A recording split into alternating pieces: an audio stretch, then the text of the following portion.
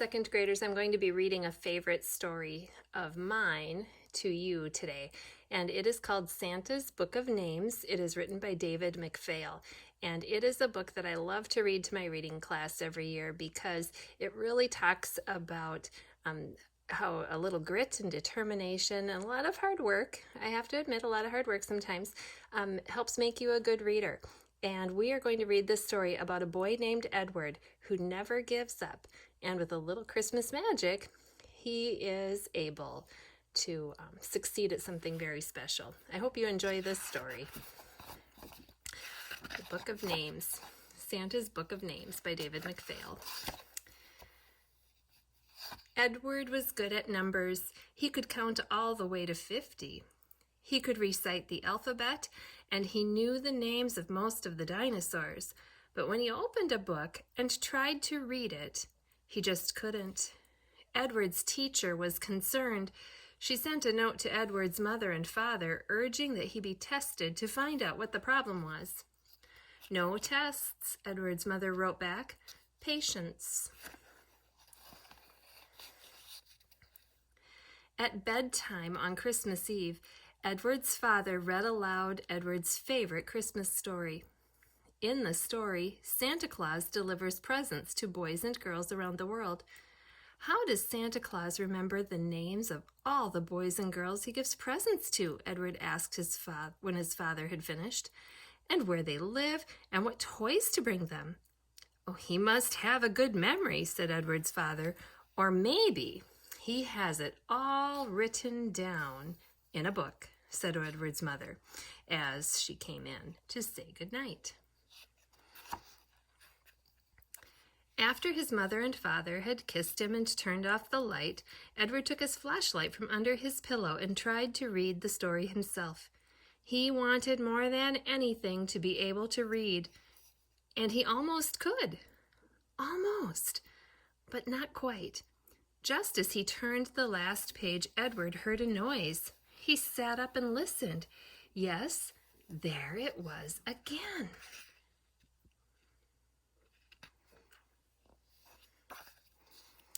Edward slid out of bed and tiptoed downstairs.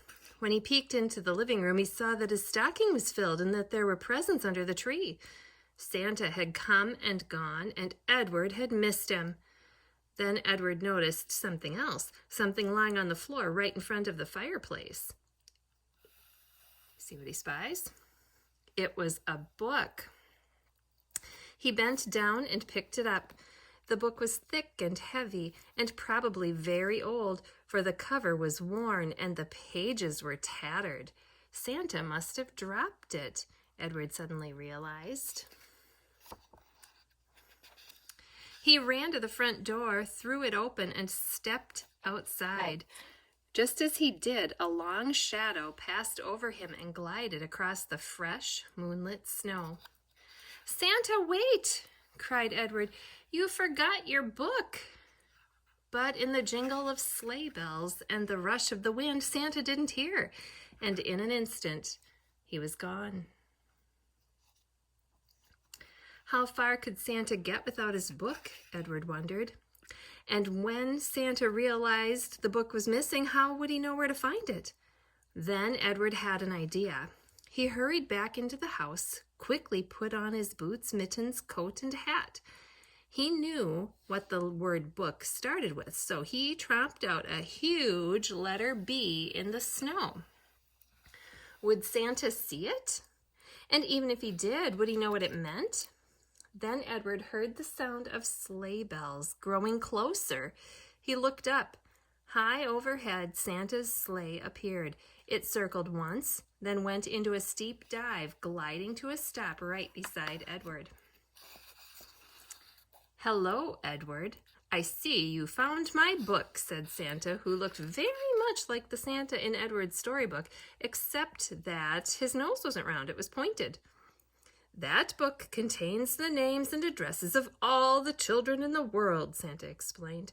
"Most of them I know by heart, but I can't always remember which present to leave.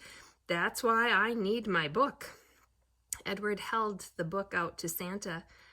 "Thank you, Edward," said Santa, and he gently patted Edward's shoulder. It would be a big help if you would come along and read it to me when I forget something. Ride with Santa in his sleigh? Edward couldn't believe his ears. He stared down at the glistening snow. I can't help you, Santa, he stammered. I can't read.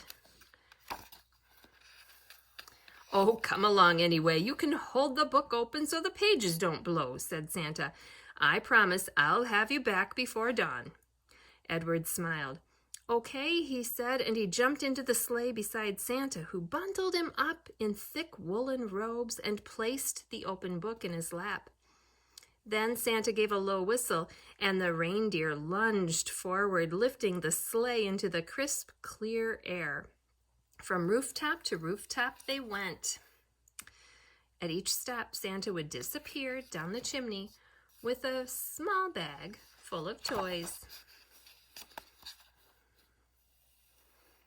Presently, they came to a great city.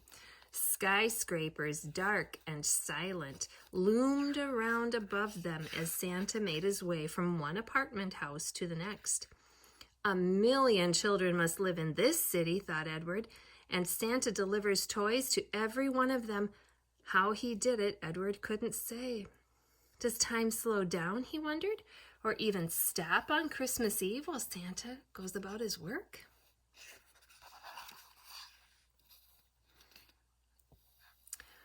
On they went, to other cities and to every town and village in between. I'll go wherever there's a child, Santa said. All this time, Edward had been holding the book and turning the pages so that Santa, his glasses balanced on the end of his nose, could glance over and read what was written beside each name. He read aloud, Pablo Lopez, paint set, and Lucy Wells, baseball mitt. Edward following along. He's got a pretty important job there with Santa. They were crossing a vast ocean, skimming above the waves, when a huge seabird flew in front of them. As they went past the bird, the tip of its wing brushed Santa's glasses and sent them spinning. Down, down the glasses fell until, with a faint splash, they entered the dark sea and disappeared. There they are. Oh dear, Santa exclaimed. Now I really need your help, Edward. Do you think you can read the words to me? Edward knew Santa was counting on him. I'll try, he said. Good, said Santa. I was up to the 7th name on that page, Ben Hill. Edward counted down the page to number 7. Beside the name was a word that looked familiar to him. Edward began. That's right, Santa said. Just sound it out. Said Edward. Book. A book it is then, declared Santa as he landed the sleigh and stepped out. What's next, Edward? Santa asked upon his return. Edward looked up at Santa. Doll, he said proudly. After that, Edward continued to read the words to Santa, and while Santa was delivering one present, Edward was getting another one ready to go. Finally, they were finished. Edward closed the book of names and placed it on the seat beside him as Santa emerged from the last chimney and took one final present from his bag. It was a book. Merry Christmas, said Santa as he handed the book to Edward. Thank you for all your help. I couldn't have done it without you. Then he took up the reins once more, and in an instant they were streaking through the dawning sky. Edward opened his book to the first page and stared down at the words.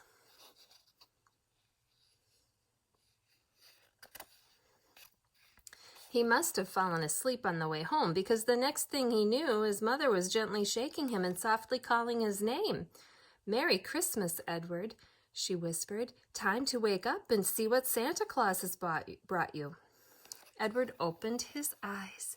He was lying on the sofa in front of the fireplace.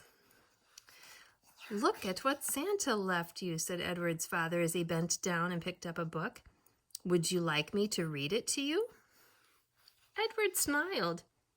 No, thanks, Dad, he replied. Let me read it to you. Isn't that awesome? And he did.